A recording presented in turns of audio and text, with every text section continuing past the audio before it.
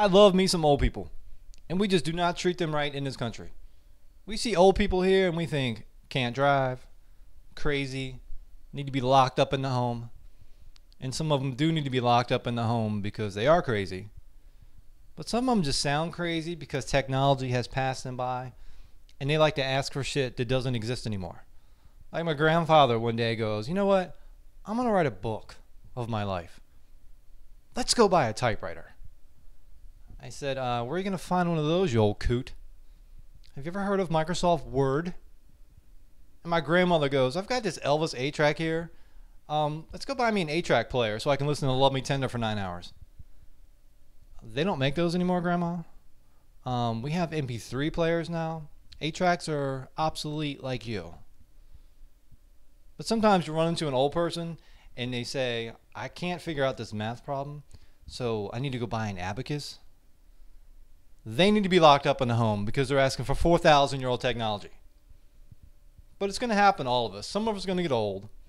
Some of us are going to die before then. But for us who do make it to old, we're going to be hanging out with our kids and our grandkids, and we're probably going to say, has anyone seen my iPhone? I'd like to make a call.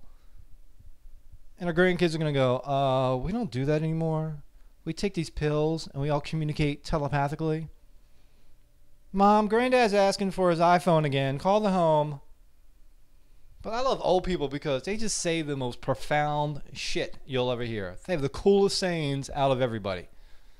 Like the bulls and the cows. Only an old person can tell that story and get away with it. If I say it, it sounds stupid. But I'm going to tell you anyway if you don't know. There's two bulls on top of a hill looking across a field of cows. And the young bull says, hey, let's run down there and do it with one of those cows. And the old bull says, no, let's walk down there and do it with all of the cows. That's just good advice.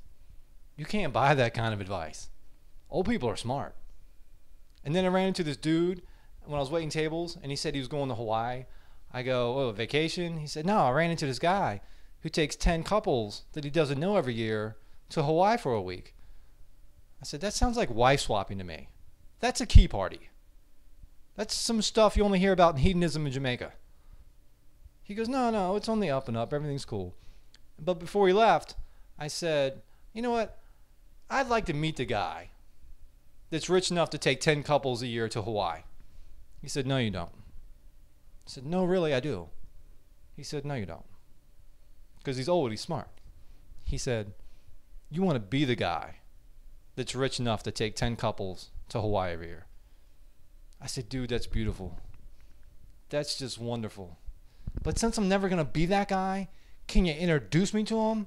Because I'd like a week's worth of wife swapping in Hawaii. I'm not even married, but I can find a whore to go with me.